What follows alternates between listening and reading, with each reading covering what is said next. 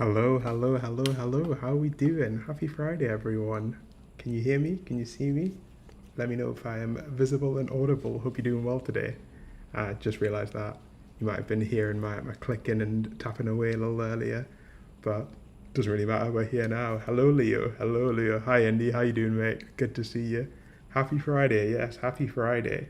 Hope we're doing well. Hope you've had a good week. It's absolutely pouring with rain at the moment outside. It's super like aesthetic and vibey, but yeah, I hope you guys have had a good week. I am fairly tired as normal. I feel like my weeks have been super tiring lately. We're trying to keep up with the videos, but grateful to be in good health. And that's another week done. Leo, that's, happy Friday to you too, man. Happy Friday to you too. Another week complete. Last King Saint, happy Friday to you too, mate. Happy Friday to you too. So yeah, welcome to the stream. Same as usual, we're gonna start off, do some chill stuff. I actually just woke up from a nap about 10 minutes ago, so I'm feeling quite chill. But we'll do our usual menu of dailies and then yapping for a bit. I was supposed to go to like a birthday party afterwards, but it's raining super badly and I don't know if I can make it there. But we'll spend some time together either way, and we'll have some fun. We'll have some fun. So I'll get our dailies launched and ready to go, and we'll have some fun. But yeah, I hope everyone's doing well. I don't know if you guys have got plans for the weekend. And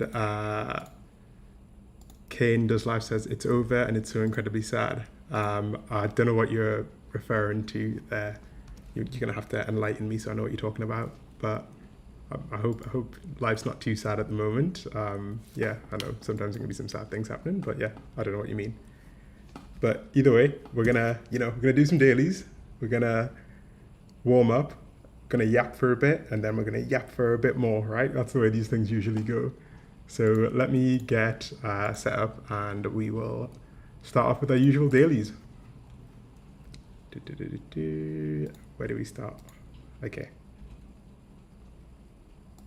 So I'm just gonna put I don't know if I can put, okay, I'll put a little pinned comment laying out what we're gonna do today.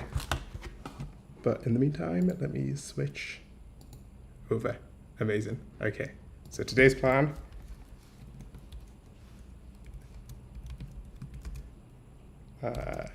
Dailies. Talking about recession stuff. More yapping. Pin message. Rizgar says, will this live be unlisted? Yeah, it probably will, but I'm going to try and edit it down into a video over the weekend.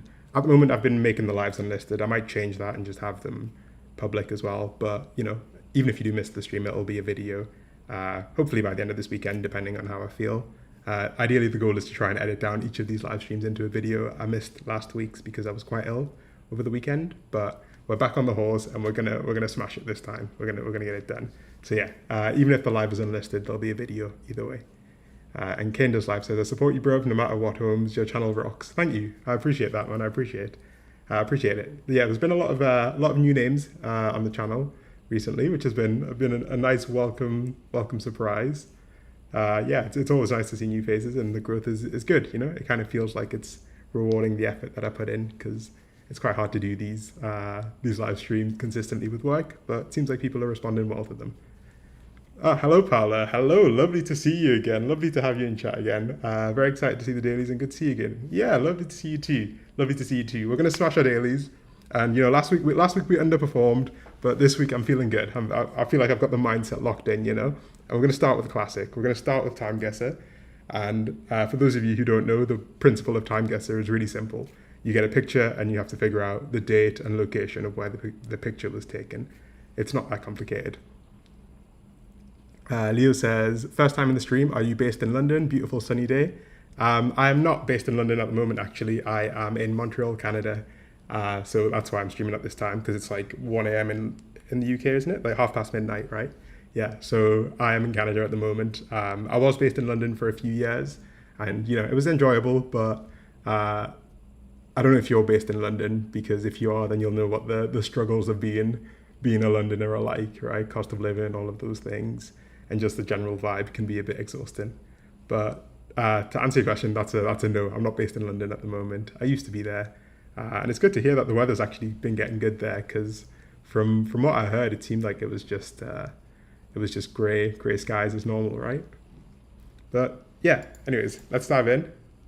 Time guesser, and we'll smash it. Right. This is going to be today's goal: 30,000 points. I think 30,000 points is a manageable goal. So let's see. This looks incredibly Italian to me. This kid is kind of going ham. A little bit concerned as to what he's doing here. But when I see this, I am thinking Italy, right? This has got to be like at least Southern Europe. If it's not Italy, it's Greece, I think. So let's go for Rome. And Leo says, "Oh yeah, the struggles are real. When you do get a sunny day, it's like a holiday." Yeah, that was the worst part about living in London. Like the sunny days were so rare, and they always seemed to come along when I was like in the middle of work. So yeah, I never really got to enjoy it, which is quite annoying. But yeah, it very much does feel like a gift from God to get a sunny day in London. Apart from that one summer in 2022 when it was like a crazy heat wave and it was like 35 degrees every day, that was the opposite. You know, Minivel says, "Love from Portugal, first time. Love your videos, Daniel." Oh, thank you, man. Yeah, appreciate the support, man. I appreciate the support. It's always nice to hear that people resonate with the videos. I've got a few messages on Instagram and stuff. People DMing me saying that the videos resonated with them. So it's always good to hear. But yeah, right. I'm gonna lock in and I'm gonna smash this. I think this is Italy. Thank you, Old Scratch. I am gonna trust my gut. This is going to be 1950. I'm going to, post-war. Oh my God, I'm goated. I'm so goated. So, not a perfect score, but this is a photo of two boys playing between the Doric columns of the colonnade in St. Peter's Square, Vatican City. Okay, so we were in 1937. We were a kilometre away and 14 years off. Not too bad. Thank you, Paula. I'm on it as usual. Old Scratch says, "Gotte Dammerung." Now that's either some German or yeah, I don't know what that means, but okay. So this is gonna be a great round. I can tell this is gonna be a great round. So this is a photograph that is in London, and it's on Bond Street, I would imagine. And this is a whip. Holy crap. Nah, they need to kind of bring cars like this back, right? That's what we need. We have all of these cyber trucks and stuff that like keep crushing people's hands and stuff. When we figured out cars years back, clearly. This is a whip. So I think I can nail this. I think we can smash this, right? So I'm gonna first of all find the location. It's Sotheby's on Bond Street, which is a street in London. So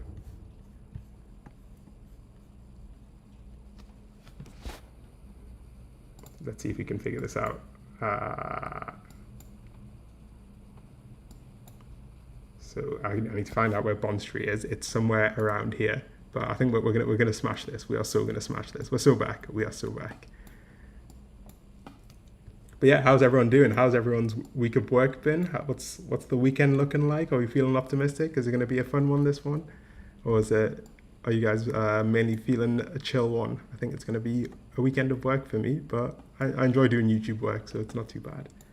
But in the meantime, I'm going to try and figure out where Bond Street is. I am familiar with the tube station, but not the exact location. And I think we can find it.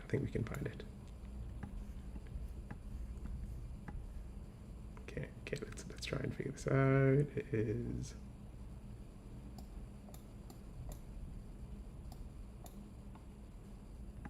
Victoria Place. Oxford Street, University College Hospital.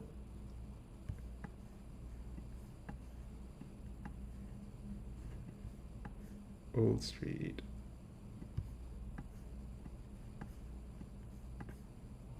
Okay, I'm fairly confident it's around here.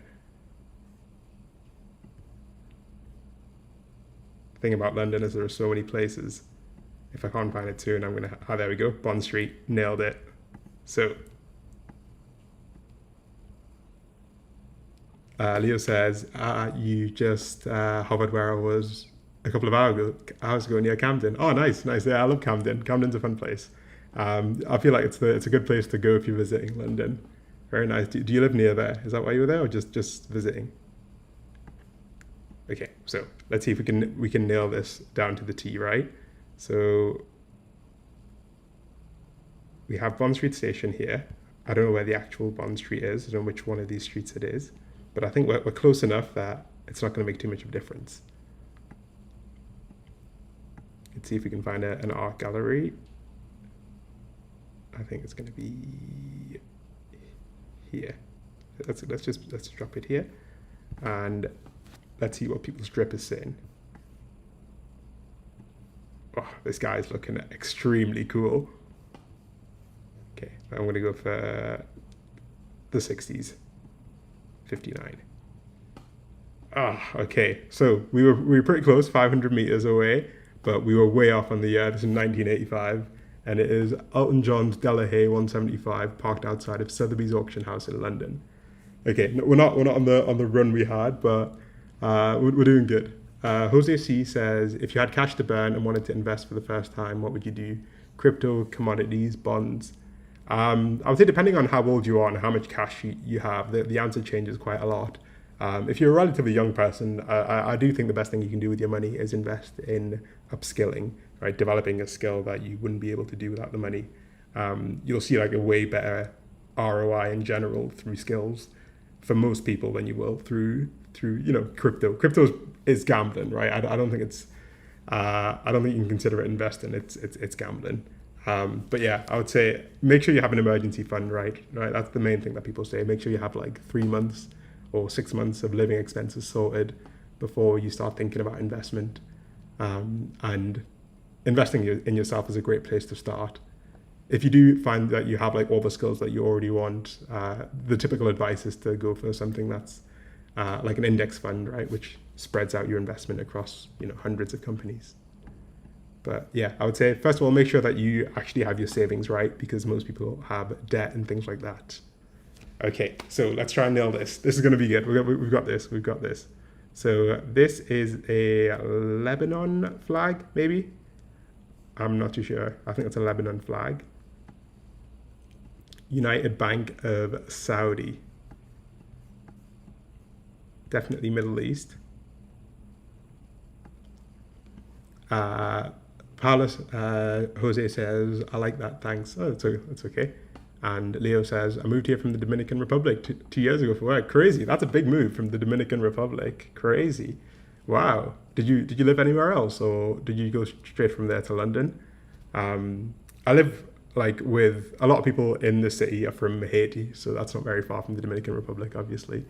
But I have heard that there are tensions between the two, Dominicans and Haitians. They don't get along that well, but I don't know if that's true. Paolo says, that was pretty close. Also, I'm going to see Twisters this weekend. I heard it was amazing. Sorry you have to work. It's all good. It's all good. I enjoy the work that I do on weekends. It's way more fun. It's pretty fulfilling. And I've only seen the poster for Twisters. I don't know if it'd be my movie, but do let me know how it is, because I'm curious to see if it is as good as some people have said. But yeah, I'm very curious. Enjoy that though. Enjoy that. The cinema's crazy. It's getting kind of super expensive. A lot of cinemas are actually making most of their money from like limited edition popcorn boxes. I don't know if you've heard of this, but for example, for the Taylor Swift movies and for June 2, they've been selling these limited edition popcorn boxes, and apparently they're making like a killing because people are buying them as merch. As like a one-off only, because nobody wants to go to the cinema anymore because it's so pricey. But yeah, I'm curious to if there's any Twisters commemorative merch on sale at the moment. Okay, so I think this is. I'm going to gamble on this being Lebanon. It's obviously somewhere in the Middle East. And I think there's no shortage of wars that have taken place in the Middle East, so this could really be anywhere. But I'm going to say that this is on the border of Lebanon and Israel. Let's go for this first major city, and with the 90s.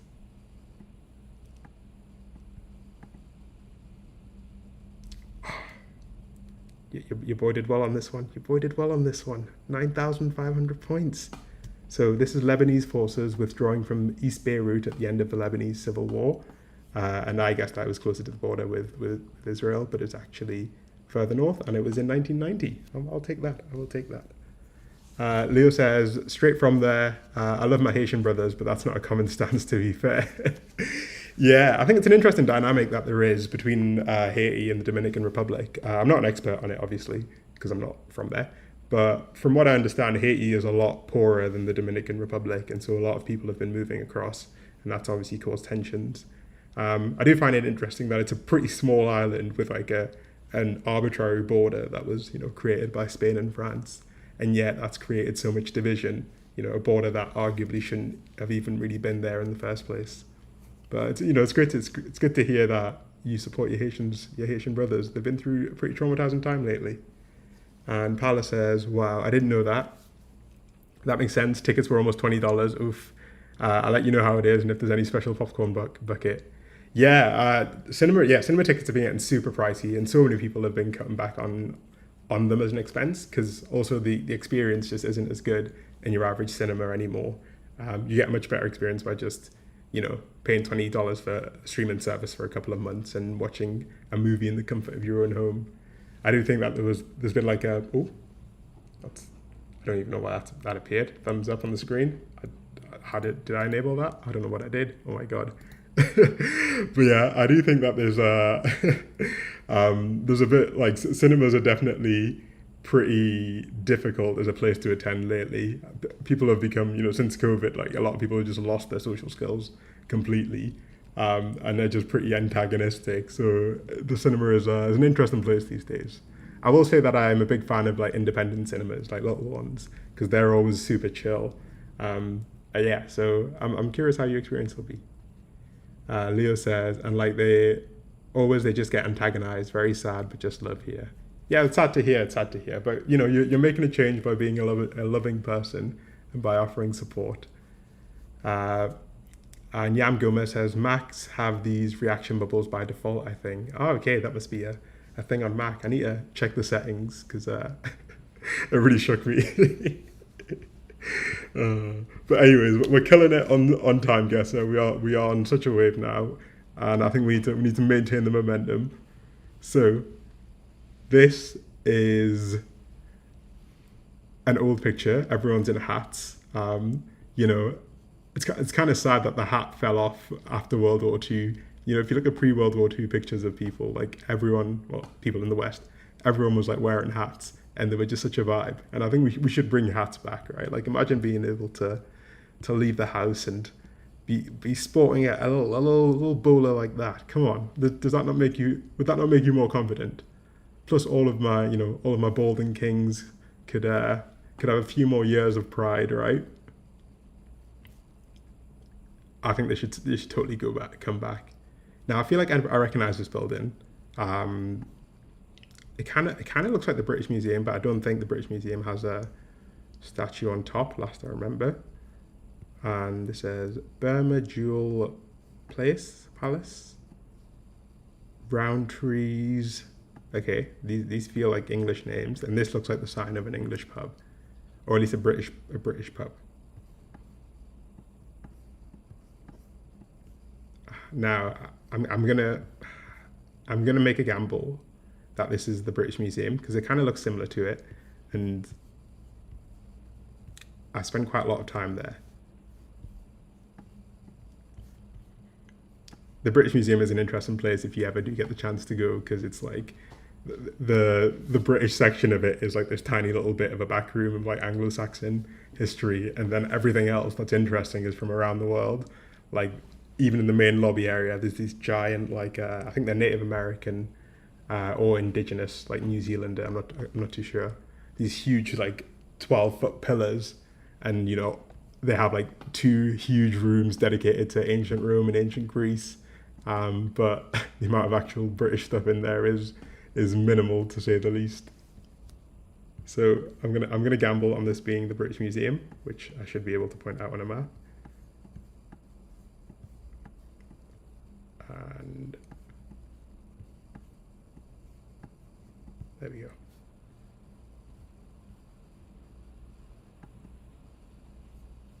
And this is definitely before World War II, so I'm going to say 1930. Fingers crossed.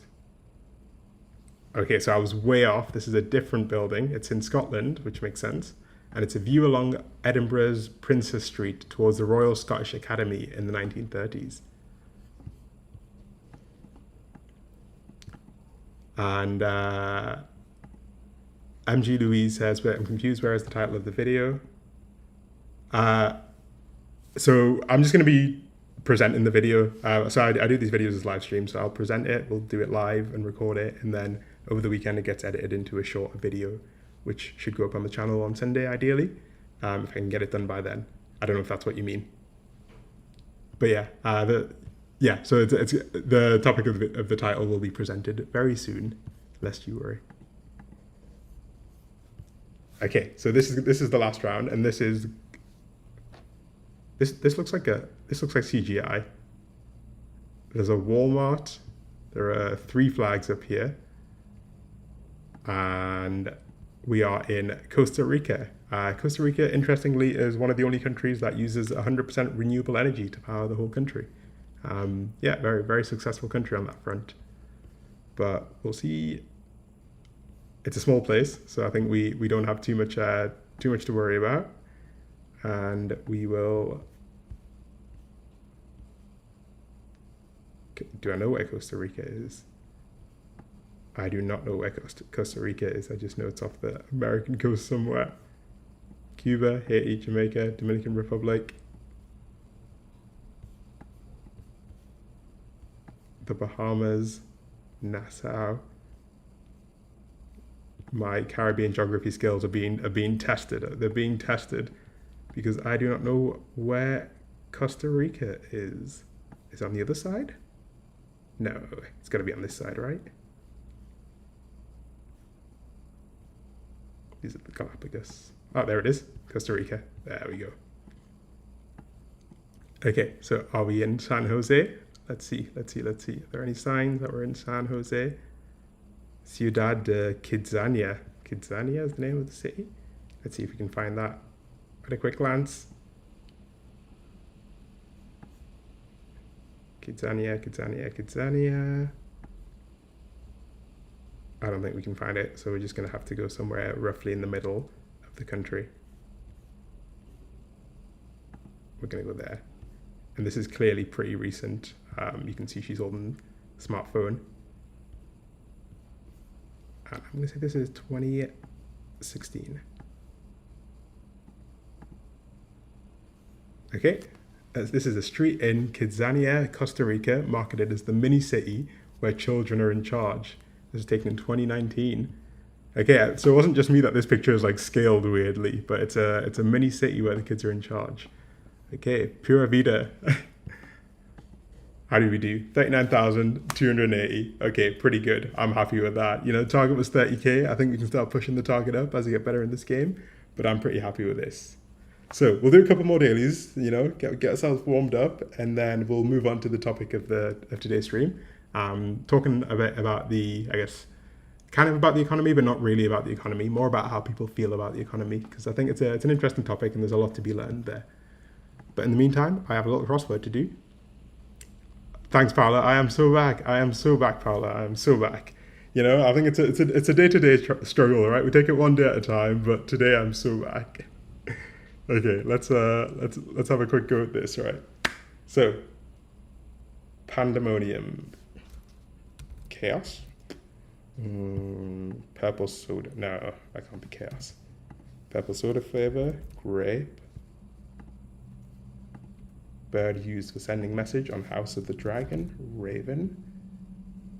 Oak tree to be, acorn.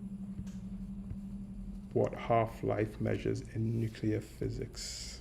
Decay. Oh, havoc. And move like a kangaroo. Hop. Oh. God, that is so loud. I always forget how loud that is. But we killed it. Right. Okay. We'll smash out food guesser. This one is like my favorite at the moment. You get given a meal and you have to figure out where the meal is from within a few guesses. But yeah, I smoked the mini crossword. I love the New York Times games. So this is a meal that's made up of various meats and tofu in a rich seasoned soy sauce broth. Ingredients like cinnamon, star anise, and ginger are typically used. The dish is a savory treat often found in bustling night markets and street stalls, where the aroma of various meats and tofu simmered in a seasoned soy-based broth fills the air. Popular as a comfort food and often enjoyed with rice or noodles, this dish reflects the culinary tradition of slow cooking and rich flavors. So, if we're seeing tofu and various meats, we're in Asia, right? So I'm gonna go for Cambodia. Oh, we're warm. Let's go for South Korea. We are warm. We need to go west of South Korea, southwest of South Korea. Indonesia. Oh, we're cooling down. We're cooling down. Oh my God, no! I had such a okay. Oh, we've been given the name, Lo Mei. I mean, that sounds like a Chinese name, right? But the direction sounds off for it to be China. Oh, okay. So it's China, Hong Kong, and Taiwan. Okay, Hong Kong and Taiwan. That makes sense. So it's a Cantonese dish made of marinated assorted meats. Oh God, it consists of a variety of offal, including duck gizzards, pig intestines, and chicken feet, as well as other meats and tofu. So it's a wild combo. It's a wild combo. It makes me think, seeing, mentioning of like duck organs and like pig intestines, it makes me think of the video of, I don't know if you've ever seen it, it's a video of British cook Jamie Oliver showing a bunch of kids how McDonald's would make the chicken nuggets out of like chicken scraps. And he throws all of these little bits of meat into the blender and blends it as like an effort to disgust the kids. And he's like, oh my God, how many of you would still eat chicken nuggets after seeing what they're made of? And he brings out a tray of cooked chicken nuggets, and they all just take the chicken nuggets anyways. It's so ridiculous.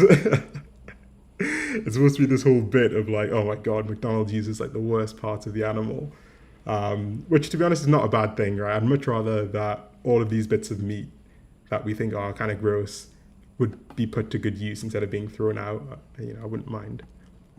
But yeah, Leo, sounds like you've seen it, right? Okay, so this is made of potatoes, eggs, flour, salt, nutmeg, bread croutons, sauerkraut, and ham. This is like this looks like some wartime food, doesn't it, right? So you boil potatoes, peel and mash them, mix them with flour, eggs, and salt until dough forms, and then you boil them until they float. God, this does not sound appetizing. This has got to be like German or British, right? Like if it says sauerkraut, I'm going to assume it's German. There we go. Yeah, this is proper wartime German food. So it's called Kartoffelklosse, traditional German potato dumplings. They're popular in Bavaria and Thuringia. Okay, yeah, it does not look tasty. Looks like schnitzel almost. Yeah, it does look like a schnitzel, but it looks a bit pale, and maybe it does taste nice. Yeah, I can't. Not schnitzel. Canadelli. I'm not familiar with what canadelli looks like. Boom. Oh, I don't know how to spell it. Am I spelling it? Oh, there we go. Oh yeah, it looks super similar actually. This looks nice though. This has seasoning and spices and stuff. This does not look like it's seasoned at all. Okay. I don't think this one counts really as a dish, but it's spaghetti, ketchup, onion, green bell pepper, sausage, bacon, garlic, olive oil, and a bunch of other stuff. So it's a pasta dish. I mean, we gotta go for the homeland of pasta, right? Oh, but it's got ketchup and Worcestershire sauce. Oh, this is noodles with ketchup. What? Okay, this sounds like the type of shit Americans would do. Ice cold. Did we do it? The name's Napolitan. Okay, maybe it is Italian.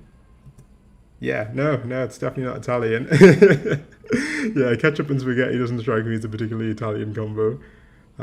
It seems to be unrelated to Europe actually, so maybe it's in another continent. Is it? Let's try way out in Africa. We have two guesses left. Oh my god. Okay, so we have one guess left, and I'm gonna go Australia. It's Japanese apparently. Oh god. God, the Japanese are really living like this. Napolitan is a Japanese pasta dish that originated in post World War II. It consists of spaghetti, ketchup based sauce, and then onions, bell peppers, sausages, and ham. Oh, God. It's a product of yoshiku, a culinary tradition that adapts Western dishes with Japanese flavors and ingredients. This is dire. Come on, Japan. You're better than this. I've always been a fan of Japanese food. They already figured it out. I don't know why they're trying to incorporate pasta into. Oh God.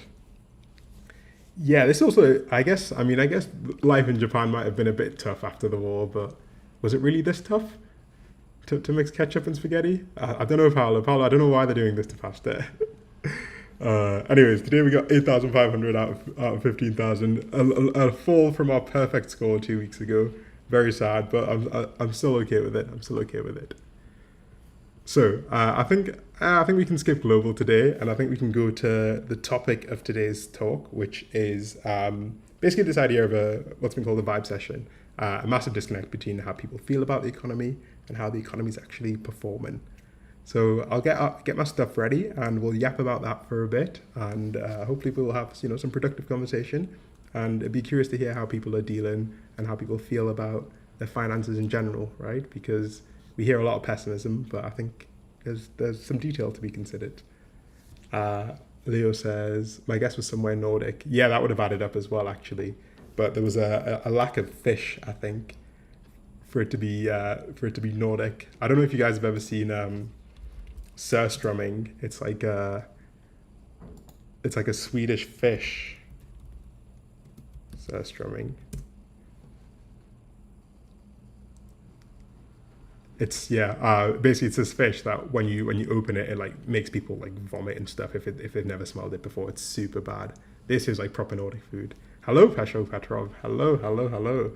For Swedish, I'd also guess meatballs. Yeah. I think meatballs would have made it more Nordic. But yeah, let me get my stuff ready. I'll load up the presentation and we will dive into it and chat about this idea of a vibe session, as it's been called. So I just need a second to get my stuff loaded, and we'll dive in. How are you doing today, Petrov? I don't know whether to address you as Pesho or as Petrov. What's your first name? I never know because people have it in like the other order on their account. Pesho is the first name. Okay, amazing. Lovely to have you here, Pesho. Well, it's Peter. Okay, well yeah, I'll call you Peter if I remember. Otherwise, I'll just default to Pesho. But yeah, good to have you here. So, where were we? We are here. And I just need to get my stuff loaded up and we'll be good to go.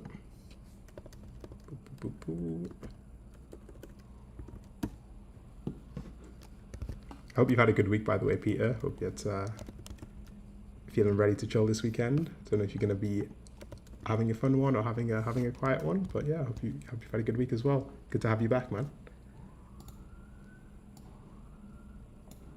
So,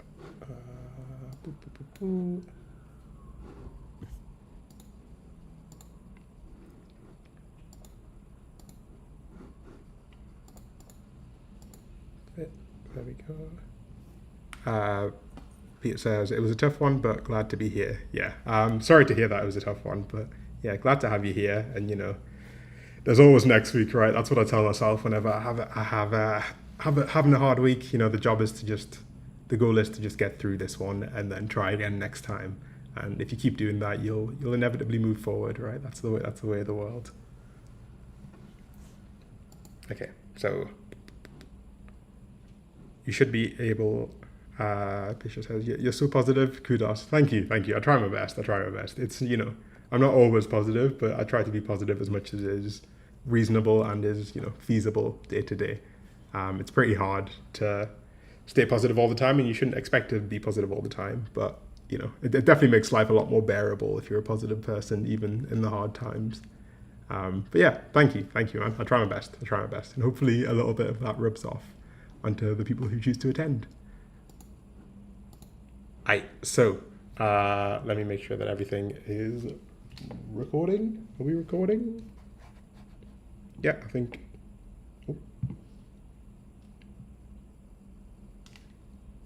Oh, I think. Yeah, can you all hear me? Amazing. Okay, so this should. Oh, okay, this should be coming through. I think that should be recording. Yeah. Okay. Perfect. Thank you, Pesho. So, the worldwide economy is, on the whole, doing better than at pretty much any other point in human history. In the US, the GDP, the measure of the size of the economy, is at all time highs. And although the stock market has had a fairly small dip in recent times, if you zoom out and look at the big picture, the economies should be doing well. The headline figures are all doing well. The stock market is at relative all time highs. Just a month ago, the US stock market hit an all time high, and in Europe, unemployment is hovering around kind of record low levels. And yet, I would argue that if you were to ask someone on the street how they feel the economy is doing, they'd probably say that it's not doing too great, right? Um, Most people wouldn't necessarily say that they feel like the world is doing better than it's ever done at any point in human history. And interestingly enough, for a significant period of the last year, if you were to ask people in surveys whether their economy is in recession, they'd actually say that yes, it's in recession, even though officially it's not, right? And interestingly enough, this happens in America as much as it happens in Europe, despite the fact that the figures are even better for Americans than they are for Europeans. So, this is a headline that tells us that the majority of Americans wrongly believe that the US is in recession. And most would blame Biden, who's the current president, which fair enough. People hold the current president responsible for the state of the economy.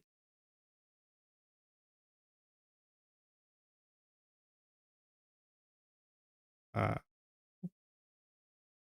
But this is a global thing. So even outside of the US, this survey of 4,000 adults across countries like US, Mexico, ranging from Australia to Singapore to France, found that around the world, roughly half of adults are stressed about their personal finances, right? And for the longest time, the messaging we received was that a healthy economy meant healthy personal finances. And yet it feels more and more like those two things are beginning to depeg from each other. They're less and less connected.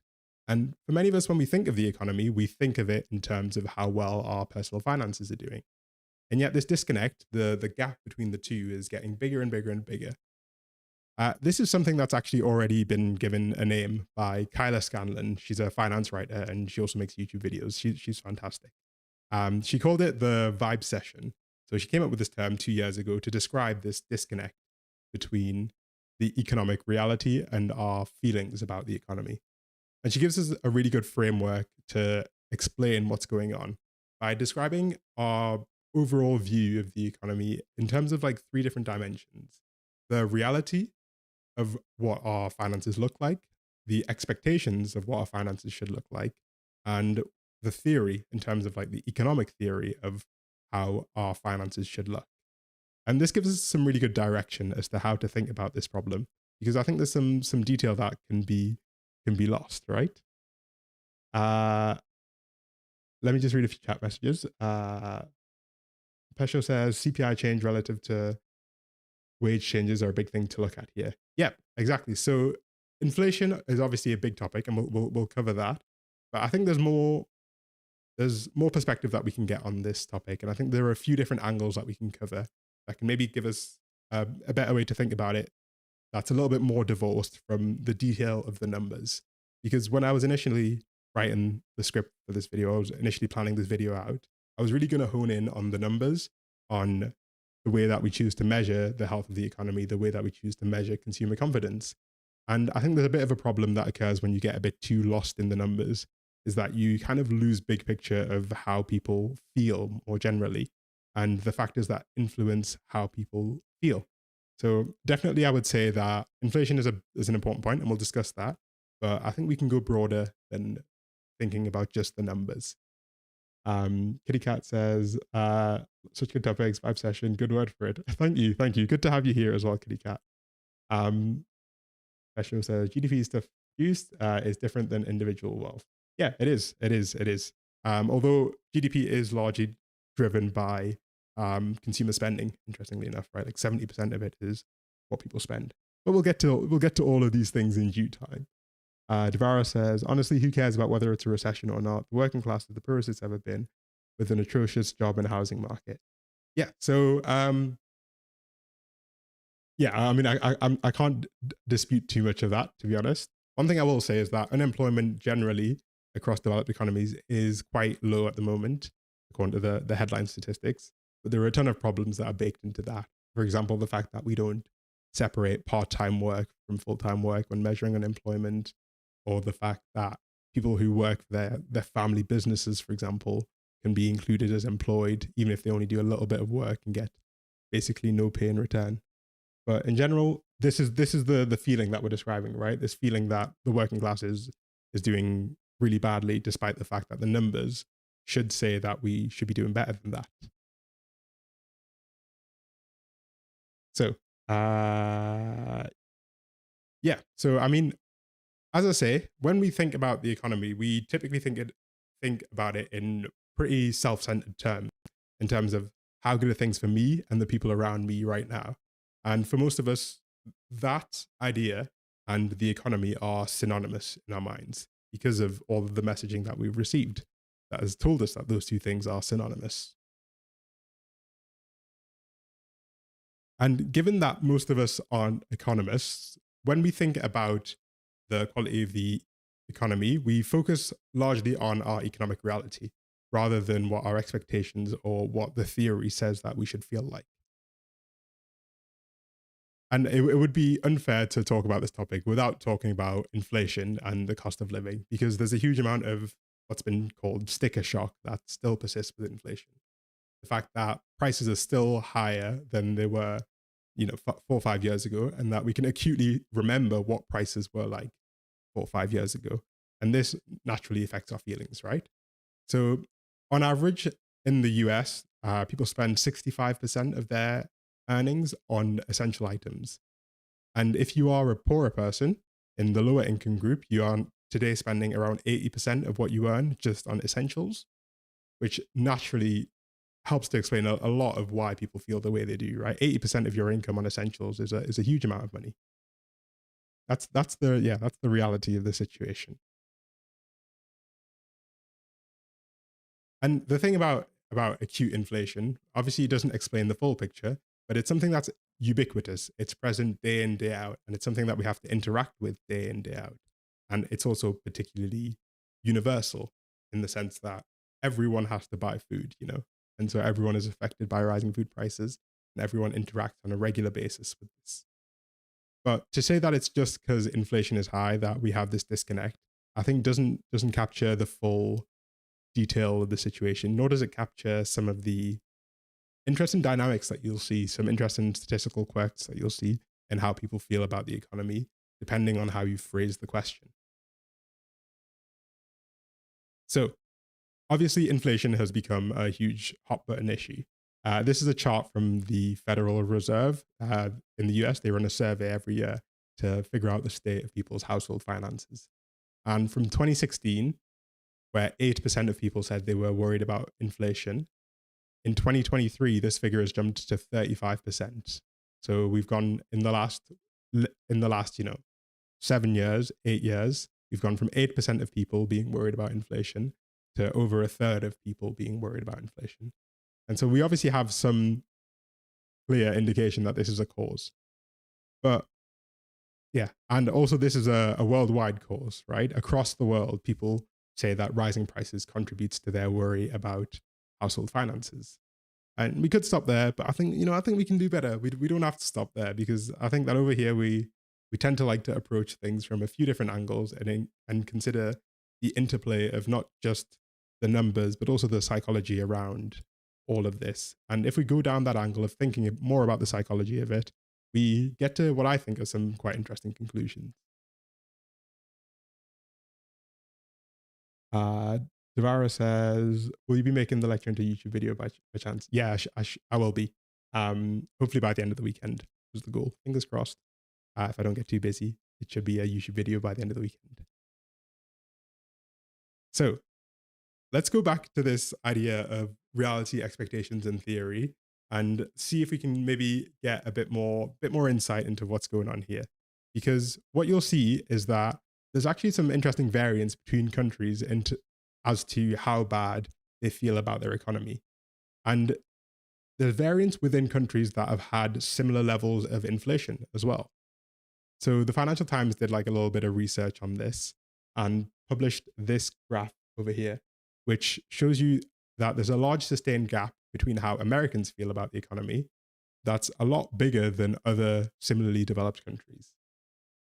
So I'm going to try and, okay. So yeah, you can see that in this graph, Americans actually feel worse. They feel a greater gap between how the economy is performing and how they feel compared to, say, France and Germany.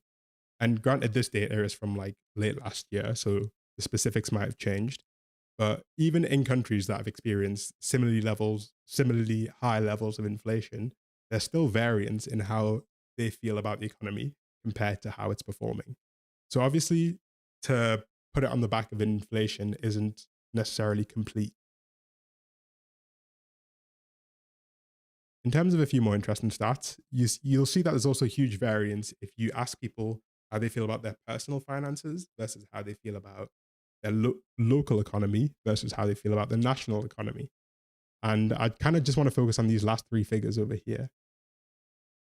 So in these last three figures, you can see that only 22% of people, this is in America, are confident in the national economy. But that rises to 42% when you ask them about their local economy. And overall, it rises to around 72% when you ask people about their own personal finances. So people tend to be more confident in their personal finances than they do in the national economy. And typically, the answer that's given for this is that it's a quirk of media reporting, right? So the fact that the news and the messaging that we get is typically so negative and so emotional, that drives us to feel really scared about the country as a whole. Whereas our own personal situation could be a little bit better and we don't have as intense fear based emotions that's constantly reinforced by the media. But I don't think that's necessarily that good of an explanation. I think we can get a more convincing explanation than that because this gap is huge, right? This gap is gigantic.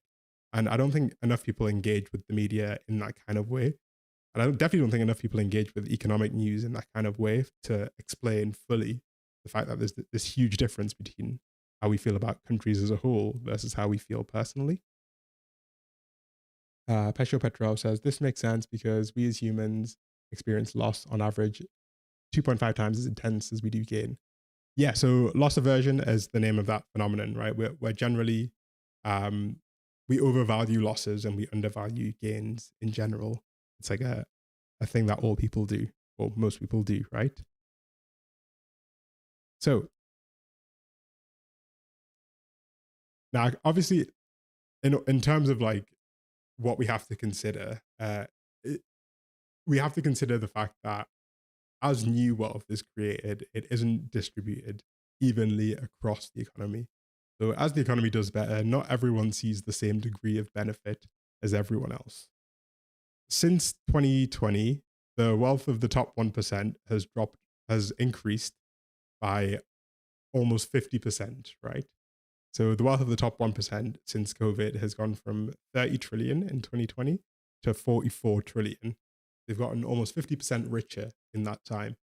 And I would speculate that you probably haven't gotten 50% wealthier since 2020. Um, this obviously gives us another angle through which to consider this problem, right? The problem of inequality. And I think inequality gives us some really, really good insights into why this is an especially big problem in America compared to Europe, this gap between how the economy is performing and how we feel about it.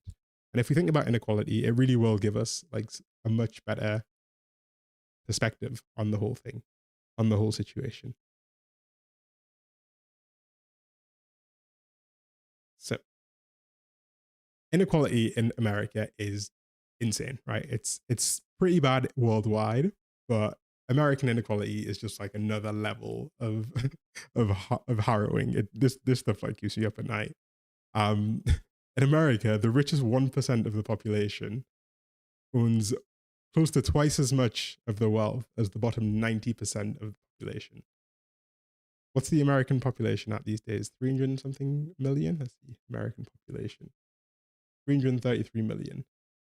So yeah, the richest 1% of America owns as much wealth as the bottom 300 million people. They yeah, American inequality is crazy. It's just terrible. And it's so much worse than the situation in Europe actually, where inequality is a lot smaller. And even since 2020, let me just in that. So even since 2020, there's been huge increases in inequality. So this is a statistic from Oxfam, who ran an analysis and figured out that the richest 1% have gained almost 2/3 of all new wealth that's been created since 2020. So every time a dollar of extra wealth is created, 66 cents of that goes to the top 1%, right? Almost twice as much as the bottom 99% of the world.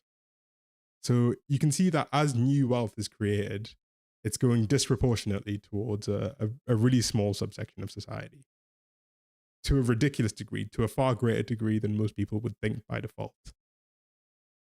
Devara says, I know people in their 20s in the US working 40 to 80 hours and not making enough to afford a house or save for retirement.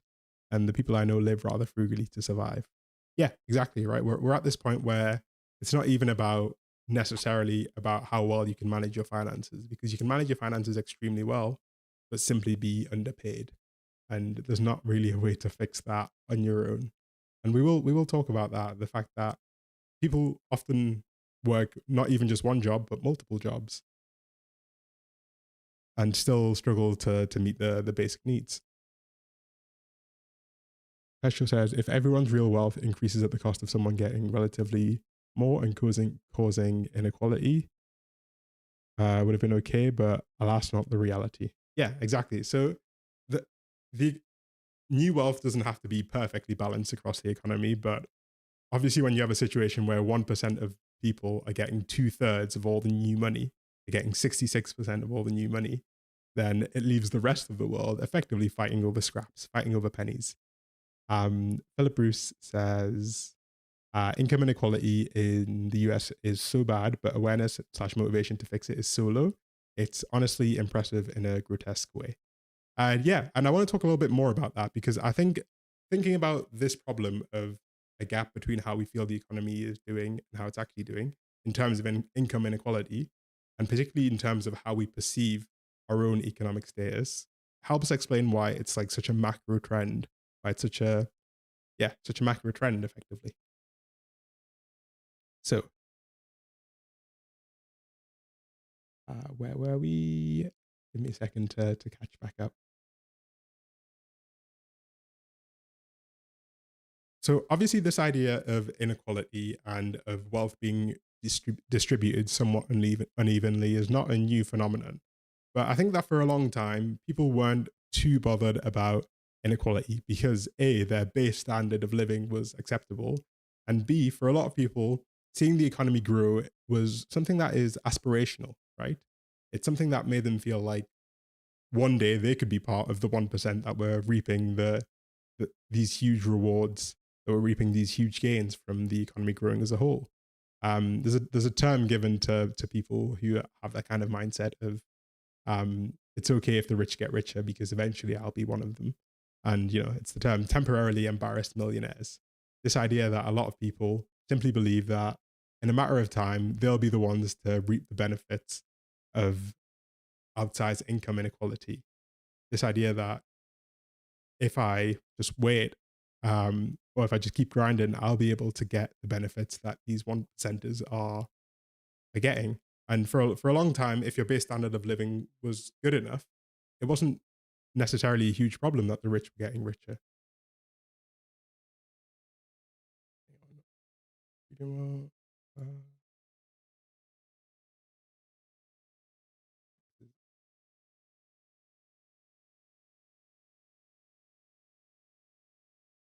this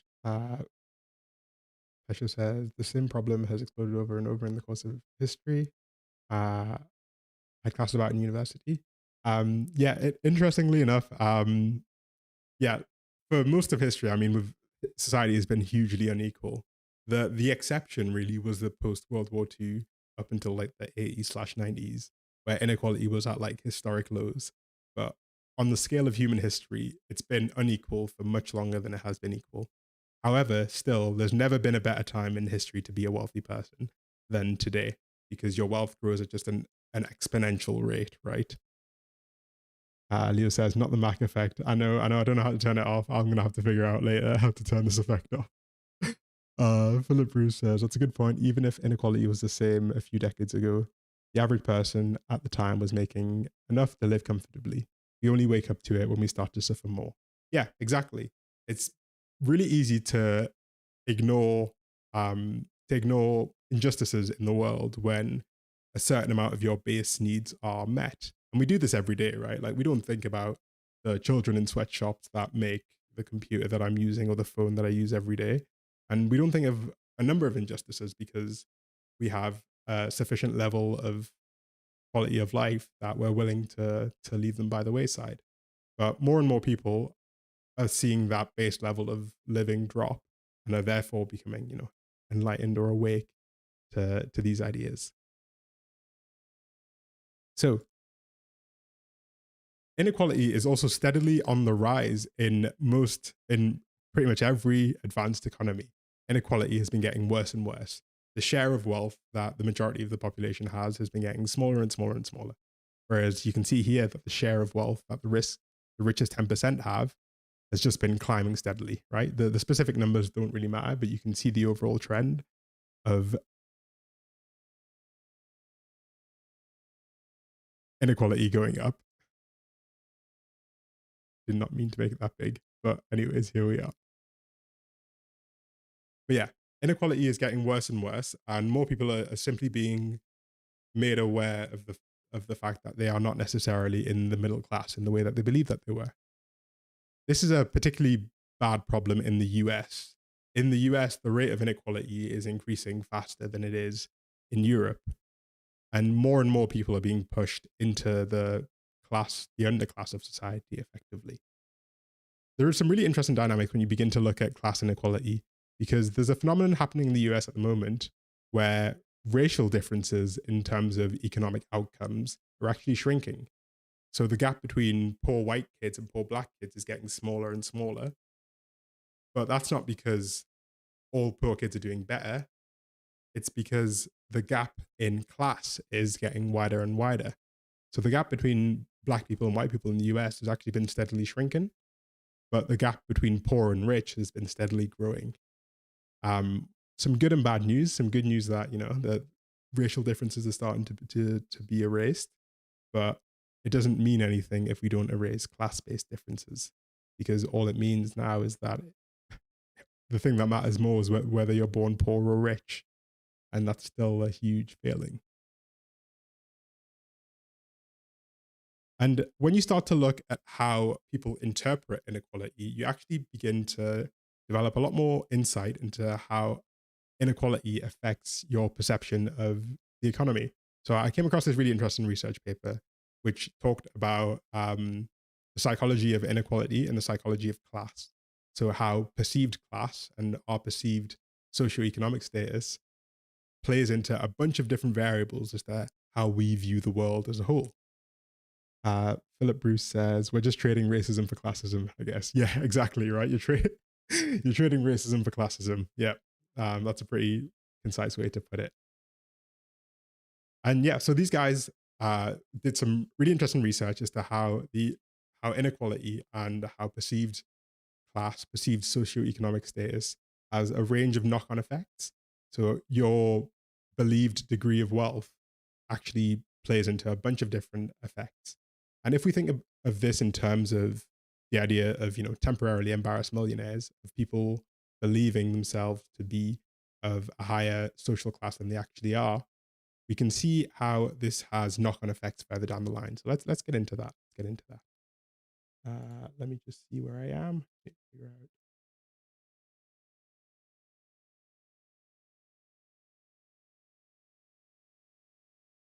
So one thing that interests me is the fact that most people, even though they would concede that the economy is not doing well, the majority of people would still see themselves as being middle class. In the US, more than 80% of Americans consider themselves to be middle class. This is despite the fact that the actual figure is less than half of people are middle class. And across the world, it seems that people have a really strong belief that they themselves are middle class. Across the world, around half of adults think that they're middle class, despite the fact that half of those adults also live paycheck to paycheck. There's been like a conditioned social barrier to being able to see yourself as not being at least average or above average, right? People in general don't want to see themselves as being above average and want to identify as being, around middle class, despite the fact that they may be paycheck to paycheck. It also seems to imply that people will shore the gap in their finances with things like credit and buy now, pay later, which are becoming bigger and bigger problems. Now, our, our perception of class affects a ton of different behaviors that we have. So, believing yourself to be a higher social class than you are makes you less willing to support policies that will redistribute wealth. It's actually interesting to think of that because it means that thinking of yourself as being wealthier, or wealthier relative to the average makes you more likely to actually perpetuate the cycle of inequality, makes you more likely to be against the idea of spreading wealth around to the majority. And so this idea that's become entrenched, particularly in American society, where people believe themselves to be doing okay relative to the average, actually has like knock-on effects. And it seems that perceived socioeconomic status isn't actually necessarily directly related to what your actual economic status is. It's related to what you believe you should be. This idea of expectations, right? So if you believe yourself to be a higher class than, a higher social class than you are, you're going to be more against redistribution of wealth.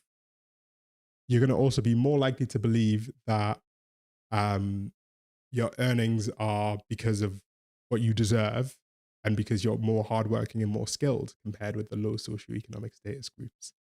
So naturally, I think most of us implicitly understand that people who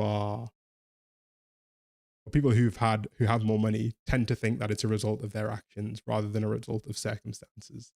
And this effect persists even if you're not making a lot of money, just if you think you're doing good, if you think you're deserving of that higher amount of money, you tend to think that your earnings are more deserved, right? You tend to think that you're smarter, you did something right, even if it's just circumstantial. And so we have to ask ourselves why. Yeah. And so this implicitly has a knock-on effect, right? If we believe, hang on, I'll just read the comments. Philip says, say someone argued that being able to own a home and not coupon every grocery trip means that you're rich and upper class, not middle class. You're hitting the nail on the head here. Yeah, exactly. So people are very willing to, I once had someone say that. Okay, yeah, perfect. Yeah, so people are very willing to mentally readjust their ideas of what class actually looks like in America, just so they don't have to necessarily accept that they might not be in the higher brackets of society, just so they don't have to face that mental barrier, right? Because facing the mental barrier that far more people are in the working class than you might believe kind of forces us to accept some unpleasant conclusions about the world. It forces us to accept the idea that you can work a full-time job, you can work multiple full-time jobs and still be struggling, rather than the implicit idea that a lot of people have that your financial earnings are linked one to one to how hard of a worker you are or how good of a decision maker you are. If we accept that the underclass of society is so much bigger than we think, then we have to also accept that there are plenty of people who are working extremely hard and simply not being rewarded for it.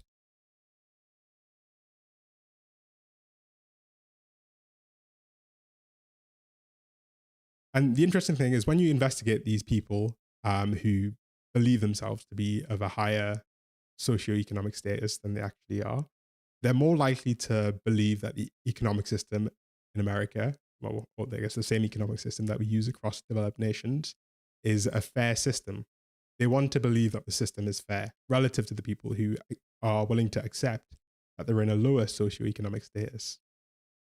And this, I think, really gets to the crux of it, because if we believe inherently that the system is fair, but we're also kind of acutely or implicitly aware that our finances aren't necessarily as good as they should be, then the only conclusion that we can reach is that the system is underperforming, right? The system isn't doing well because the system's fair, right? So if I'm not living good, then the system has to be underperforming. Whereas the reality that the system is actually performing great, it's simply just not delivering it's not a fair system, is a lot harder to shore up. Pesha says we are notoriously bad at statistics naturally, and looking it up is not intuitive, unfortunately. Yeah, exactly. So looking up the numbers is kind of not very intuitive. A lot of people don't have the academic training to do it really, or the skills or the interest, and so it's easier to just go to a conclusion that makes sense to you, right? Paolo says exactly, and that American dream that your wealth is correlated to how hard you work is so pervasive, not only in the US. My parents in Italy still believe that 100%. Go to the US and you'll make dollar. Yeah, exactly. This is a remarkably entrenched idea, and this entrenchment of this idea that how much we earn is completely linked to how hard we work makes it really hard to accept that the working class is so much bigger than you think it is, and that most people aren't actually middle class in the way that they want to believe that they are.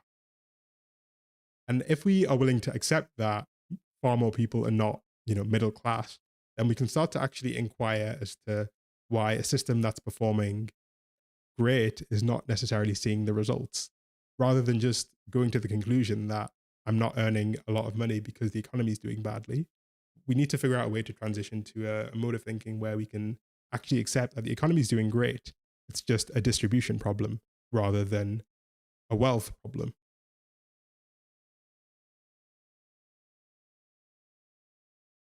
A good example of why this is not so is football players. It just shows how supply and demand works. Well, I quite like football players, so I'm not too mad about them. Um, yeah, a lot of people like football. A lot of people do enjoy football, and I obviously the amount that they earn is remarkably outsized relative to the amount that they work, right? Especially if you compare it to, say, an Olympic gymnast or someone who does pole vaulting, right? Who works just as hard as any footballer would work, but sees a much smaller reward for that work. Yeah, Leo says you see how much respect they get, right? Of course, yeah, like they're treated like gods. Some football players. Kitty Cat says such a good way to put these things into words. This is why I watch channels like yours. Thank you for watching. It's nice to have you. Actually, yeah. You mentioned the game last week. You said it was like Minecraft, but like more hardcore. I couldn't remember what it was called. I was trying to look it up. Yeah, if you do remember, do let me know in chat. And Leo says rich hard workers. Oh yeah, yeah, of course. Yeah. Yeah, you're right. Vintage story. Okay. I thought it was called Ultimate Story, but vintage story. I'm actually gonna write that down. Um,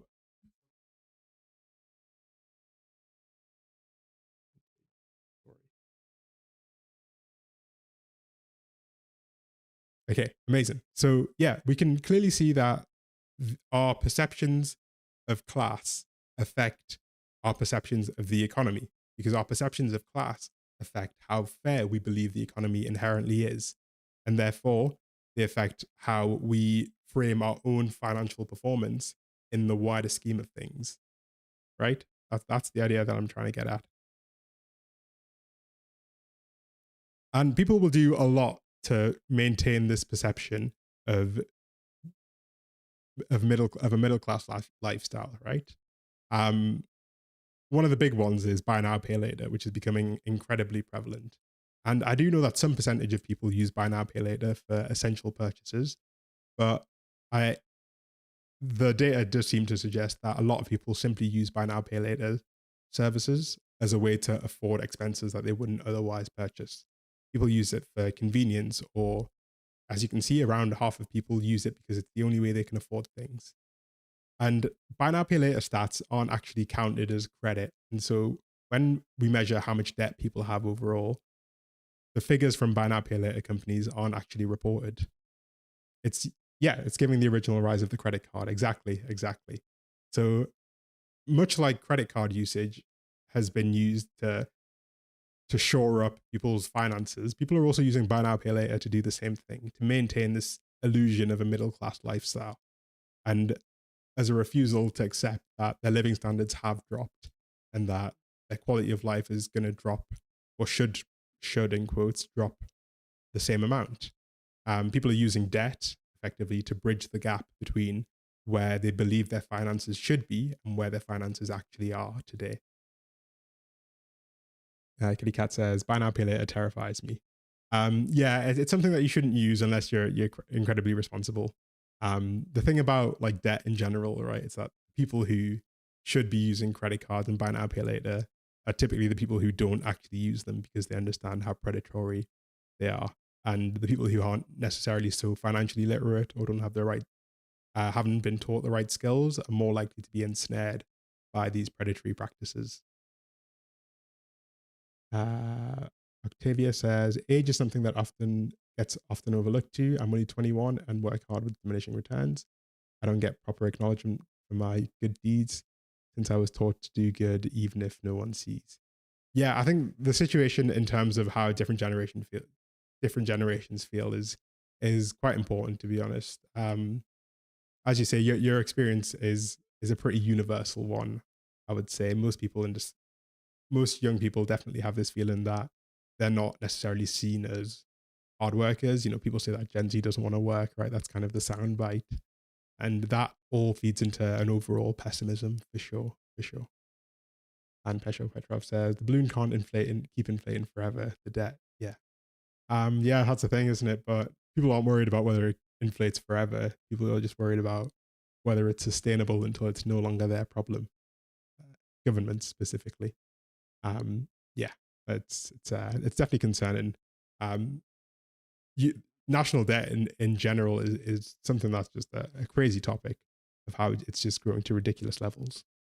Uh, Particularly in places like Japan, they have an insane level of national debt. Kitty Cat says, "Yeah, I plan on never using pay later. My credit card for the reward points and for traveling cashback. But I'm not rushing any of that stuff. I plan to avoid it as much as possible." Yeah, I think the best time to get a credit card or to take on debt is when you actually feel when your finances are stable, right? If you rely on debt out of desperation, it's so easy to get locked in that cycle. And it is easier said than done. A lot of people take out debt because they have literally no other way to shore up their finances and to make the numbers add up at the end of the month. But if you can avoid it, I would say you should avoid it until you're super stable and super confident in how much you spend. So it sounds like you've got a wise strategy there, Cat. Philip Bruce says a credit card should ideally be treated as a way to spend your checking account. Should just be free cashback miles. Yeah, and I think there's an interesting dynamic between how people use credit cards in the US versus in the UK, for example. So credit is so much more important in the US, where like the idea of a credit score is just a much bigger thing in North America, in the US and Canada, where you literally require it to be able to do essential things like own a vehicle or rent a home. Whereas your credit score in the UK is really not that important, and the majority of people or a significant amount of people will never have a credit card because it's not culturally ingrained in the way that it is in North America. And he says, that's not what Rich Dad Poor Dad told me. Yeah, I would give it another read. Philip says, in a perfect situation, at least. Yeah, in a perfect situation. Unfortunately, reality is not a perfect situation. Where were we? Where were we? So initially, when I was going to cover this topic, I was going to talk about the fact that our systems for measuring the health of the economy are really poor, right? The fact that GDP, which is the main measure of the health of an economy, misses out on a load of key factors. It doesn't include metrics of well-being and sustainability. It doesn't include things like health and education and measures of inflation as well. Inflation typically doesn't include housing costs or credit card payments. All of those are ignored from inflation measurements. But I think that kind of can lead you down a bit of a pitfall. Focusing too much on the numbers and the nitty gritty of how the numbers are measured kind of causes you to lose sight of how people feel about the economy. That's what I really wanted to get to the crux of. Where are these emotions born from? Because too often we can think of the economy in terms of just the numbers, but the vibes, right? How people feel is an important part of it. Is ultimately what the system should be trying to measure, how we feel about our wealth in general. And to focus too much on, the specifics of how we measure inflation of CPI versus RPI versus CPIH, this, that, and the other, really kind of abstracts away the big picture. And is part of the reason why people aren't interested so much in ideas like the economy, because they see it as just a bunch of numbers, right? They see it as something that doesn't reflect the sentiment of people. And I think that thinking in terms of class gives us really a strong way to focus on how people feel and how people feel about where they should be relative to where they actually are and what people are doing to both fill that gap, which is largely in the form of credit, versus what people are doing or versus how this affects people's thoughts. So people's thoughts is naturally defaulted towards believing that the economy is doing poorly rather than believing that they're not getting their fair share of the pie, which is what we should be believing, right? We should be believing that we're not being given the fruits of our labor.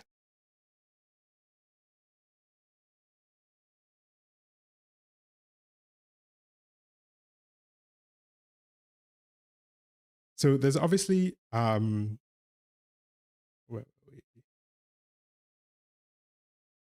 yeah. So as I was saying, economic inequality has been growing steadily for the last few decades, and we're at a point today where people are asking for a better economy, when the reality that is that they should be asking for something completely different. They should be asking for a more equal economy, and that's a far more productive route of argument to go down. Don't ask yourself, why is the politician that's in charge not delivering a better economy, because they're delivering one that's been better than ever. Ask yourself why they're not doing anything to deliver a fairer economy. And ask yourself why you believe that the economy is fair. And you might start to be able to bridge that gap between expectations and reality. There's a really nice quote that describes not necessarily economic systems, but I really like this quote because it really helps get to the core of what the economy actually is. And the quote is, the purpose of a system is what it does, right? So we think of the economy as a proxy for our health and well-being, but it doesn't improve our health and well-being. It entrenches inequality and it makes things worse. And the purpose of the system is simply what it does. It's not what we want it to do. Philip Bruce says, got to bounce, but just want to say I'm a new viewer, but your videos are great. Look forward to more. Thank you. Thank you. We're pretty much at the end of this part anyways.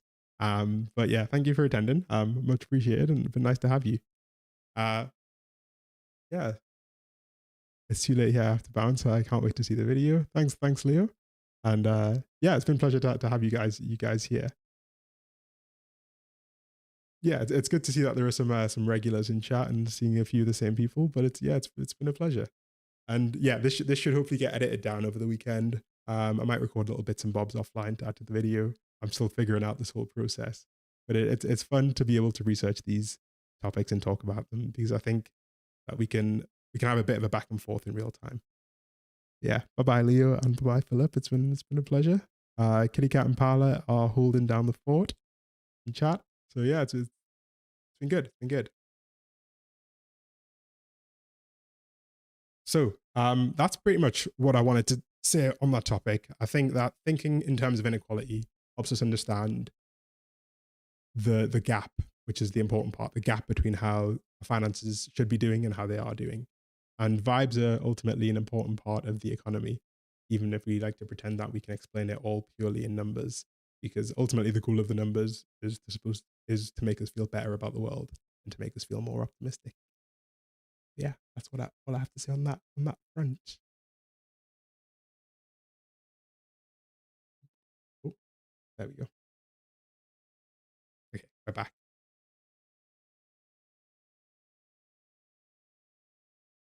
Okay. Where are we? There we go. Okay, great. So I do have to go fairly soon. I'm gonna go see a friend for his birthday. It stopped raining, and I think I'm gonna go instead of flaking because I was so close to flaking. But yeah, I think I am gonna force myself to leave these four walls. I spend a bit too much time in here, so I think I should socialize and see real people. Paula says, great ending to a great presentation. Thank you, Paula. Thank you. It's always nice to have you here.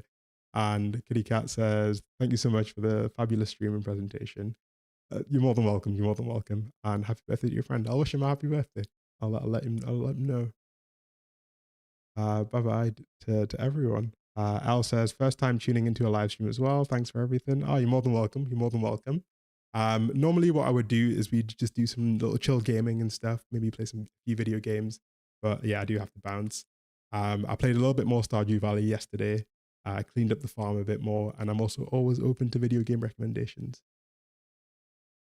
And I will check out Ultimate Vintage Story. I'll see if I can set it up, see how I feel about it. But we might give that a play next week. These streams happen every week, same time, and I kind of want to keep it up. This is maybe the fourth or fifth one we've done.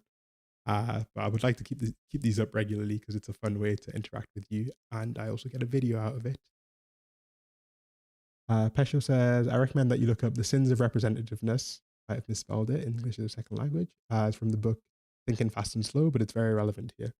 I read Thinking Fast and Slow a couple of times back in university, and then a couple of years ago, maybe a year ago. I think I mentioned it in a video of mine.